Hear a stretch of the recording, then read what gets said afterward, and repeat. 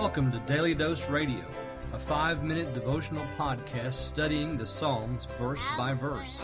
Broadcast from the ever-beautiful Sharonville, Ohio, on the sunny side of Cincinnati. Welcome back to sustainable, fresh, organic, and artisanally baked Bible study. It's just for you. This is Daily Dose Radio. Today we're looking at, verses 33 through 36 of Psalm 105. Psalm 105 is in praise of God's wondrous works and past to His people, the people that He chose. That's another theme that's in this psalm that really haven't picked up on yet. It says in verse 26, He chose Aaron, and in verse 43, He chose His people. He brought forth His people with joy, His chosen. So again, the idea of God's election of this group of people stands forth as a testimony to His great goodness. We're going to look today at 33 through 36, and I'm going to begin reading now in verse 33. He smote their vines also, and their fig trees, and brake the trees of their coast. He spake, and the locust came, and caterpillars, and that without number. He did eat up all the herbs in their land, and devoured the fruit of their ground. He smote also all the firstborn of their land, the chief of all their strength. This is a very sad retelling, isn't it? Because we began with verse 28 with the darkness. And now we've gone through this chronological step-by-step retelling of all these judgments that God did to the Egyptians. And between verses 32 and verse 34, we have this statement there, He smote their vines also and their fig trees and brake the trees of their coast. Between the hail and the fire that rained down from heaven, and the locust and the caterpillar that He blew in from the coast, every single green thing was destroyed.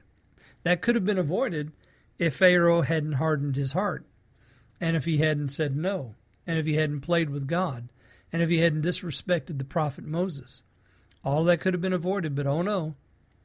Pharaoh had to think of himself as God. And so here we have this judgment. Every green thing is gone. He spake, and the locust came, and caterpillars, and that without number.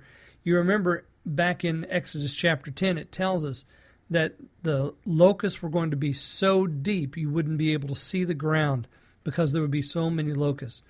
That's how horrible that judgment was.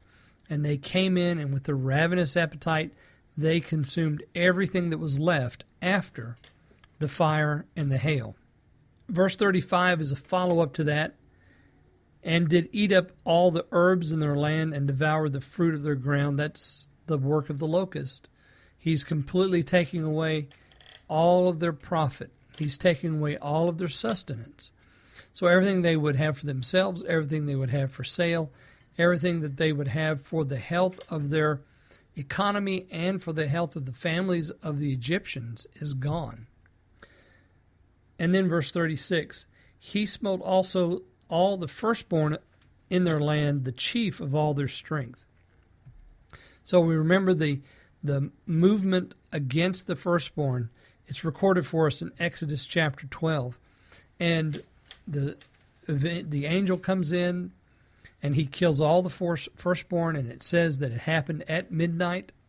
The Lord went throughout the land of Egypt, and He killed all the firstborn of man and beast. So everything dies. Everything dies that's firstborn.